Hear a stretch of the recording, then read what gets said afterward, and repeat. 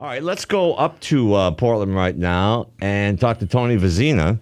Tony is vice president of 4D Recovery, which began as an alternative to whatever was going on for the sort of a young adult crowd. And Tony, it's Pat O'Brien and Andrew Spanswick. How are you?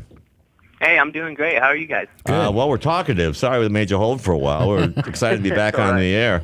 Tell me how 4D Recovery began. What was the genesis? Well, really, 4D began in kind of just like this grassroots, organic way. There was a bunch of young people standing outside of churches after meetings with nowhere to go but bars and other kind of like normal social hangout places. And this guy, Stan, we were meeting at his warehouse, playing poker and just hanging out. And he said we should make it into a nonprofit. And so it just kind of generated from that, really out of the 12 step, in the spirit of AA, to just to give back and provide a safe, fun environment for young people to hang out. And looking back, it's really a no-brainer, Huh. So how big are you now? What kind of services are you providing? Is it just a drop-in center, or is there? So it is kind of like other community recovery centers. What we have is we host a variety of different 12-step meetings throughout the week. I think we have 8 or 9 right now that rent from us. We're open 7 days a week.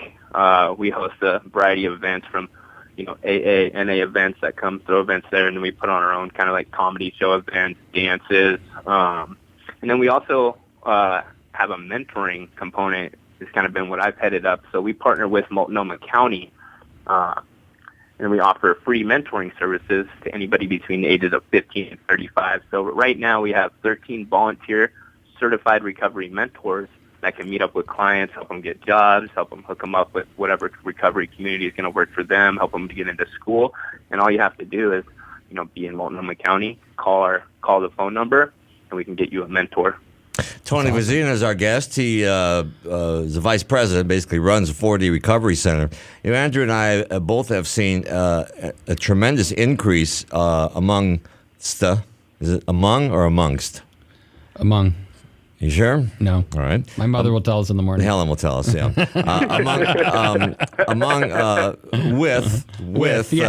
With young people across the country and Alateen and that sort of thing. And I've had some doings with some of those, but there seems to be a great movement among young people getting sober very early in life. Now, this is something that was unthinkable, really unthinkable, when anybody over 40 or 45 were growing up, get sober. Why? I mean, and they never really thought about it. Yeah, a lot of it was just considered juvenile delinquent behavior. And exactly, and they put you in Boys Town or something. Yeah, or something like that, yeah. Well, Boys Town actually was started to work with kids.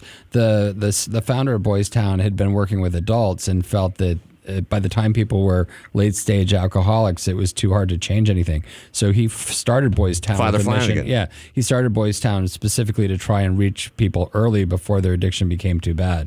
So it's kind of an interesting model. I don't know what their success rates have been. That'd be something. I'd love to get them on the show. We should get Boys Town on. I spoke down there once, and Father Flanagan was played by the actor Pat O'Brien in the movie, and James Cagney was one of the naughty kids there. But you're right. That's how a lot of it started. But now these Alateen meetings and young people meetings are packed, and their kids obviously happy. They're off whatever they're on, and they're getting it done. How much interest has there been as you've grown, Tony? There's been a lot, and what we're doing is kind of different. You guys were talking about these scandals that kind of happen in these Ponzi schemes, and the difference for us as a Well, we're not putting you on that list, but no. I wanted to bring that up because our board is unpaid. We're all volunteers, so our board of directors, nobody gets paid. So it's really kind of this altruistic kind of thing where we're just really trying to give back, which I think kind of can separate us from other organizations who have paid, leadership where we don't.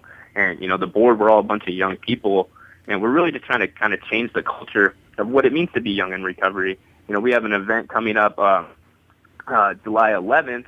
We're going to have a DJ. We're going to have a local, pretty predominant hip-hop artist who's got several years clean, and he's going to be rapping about recovery. He's been featured.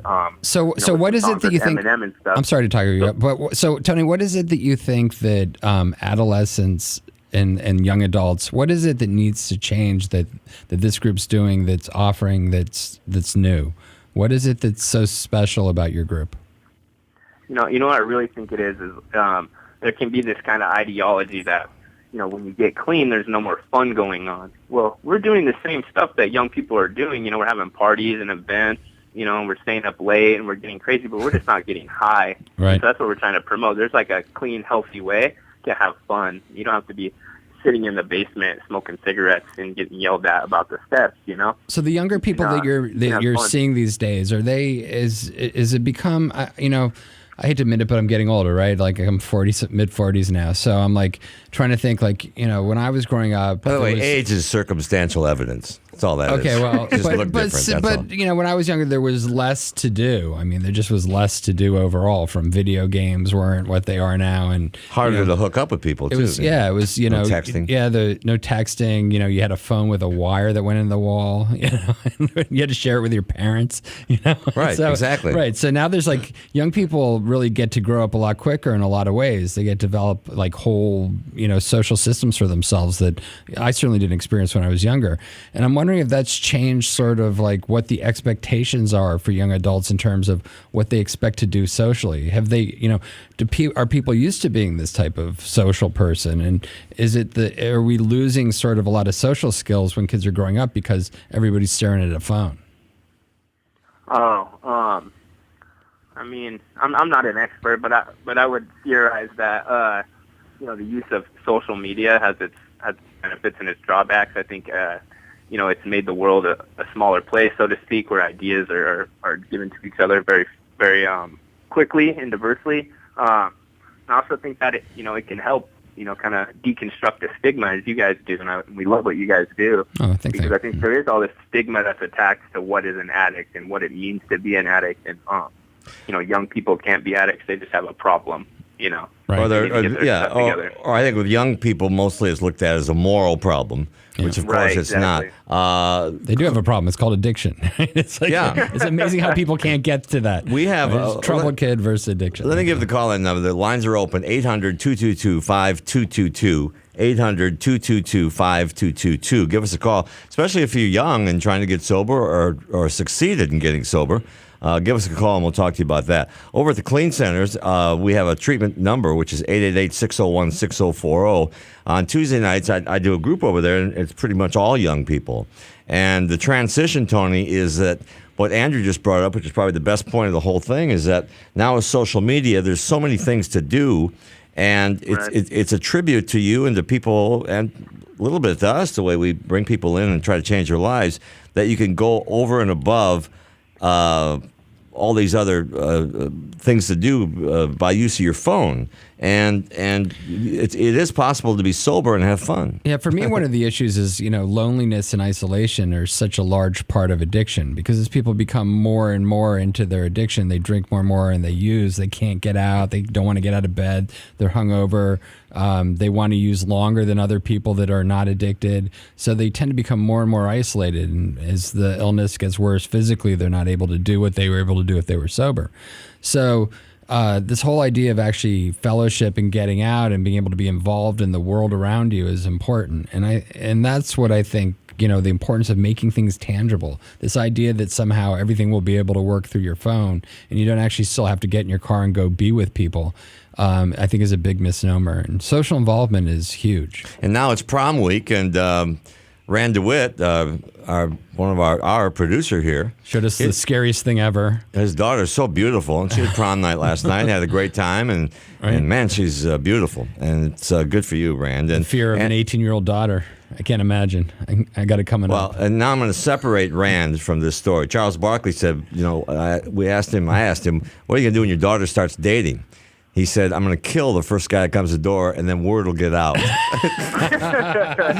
But that's Charles Barkley. That's not me. That's not us. I don't take responsibility. You listen to Clean Radio here on KBC in L.A. and WR in New York and all up and down the coast. We're about to be an iHeart radio station, which brings on new responsibilities and that sort of thing. And You know, talking about the way, and Tony, you're still on with us, talking about the way that we treat young people, I don't think we treat them necessarily differently, but Andrew, I guess I'm going to ask you first because you're the expert and you've seen it through the years with over 25, 30 years in this community. Do you have to tailor a program for younger people than you would for somebody like who's 40, 50, or 60? Yeah, I mean, I think there's always been an issue of what can you get from peers and what can you get from the wisdom of people that are not your peers, both if you're older talking to younger people and if you're younger and talking to older people. I think there's wisdom that goes both ways. So I think it's important for people of their own generation and peer group to hang out and develop skill sets, relationships, the ability to find jobs, create work, support each other. But I also think it's important that people also reach out beyond that. And what's great about a group of young people is that they can actually set events. And I'm sure, Tony, you're doing this where you actually do have speakers come in that are older that provide wisdom for younger people about their experience. Yeah, and we do. Oh, yeah, go ahead. No, I'm sorry. I was listening to... I was listening to my iPhone. No, I was listening to Rand was talking to me. I was joking. And I really agree with what Drew was just talking about. Our approach is really one that's, we don't really have to promote that much. We do, but people are attracted to what we do, especially younger people, because our culture is springs out of like being young and youth. We have youth-driven events, and our recovery mentors are in recovery, and they're young. And so we can appeal and we can talk to people in the same way, not so much as like kind of autocratic like you would at a treatment center. That brings up another point is that, people are going to treatment, 30 days, and they're getting out and just sent back home with their parents where, it obviously wasn't working. And so we're there, our mentors are there, and we go into treatment centers. We partner with 5 or 6 treatment centers in Portland. And so we go in before they get released. And we'll develop that relationship in the treatment center, and then we'll be there to provide support when we're out. I just wanted to say to anybody, Tony, I think check it. I'm sorry. Go ahead. Go ahead. I was just going to say that the point that you just brought up, I think, is the biggest advancement that we're going to see in treatment over the next decade, and that's going to be long-term monitoring post-treatment and setting up support groups that are treatment-based for longer periods of time. And we have to recognize that there is a disease concept, even though people like Stanton Peele and his group still claim there isn't a disease of addiction.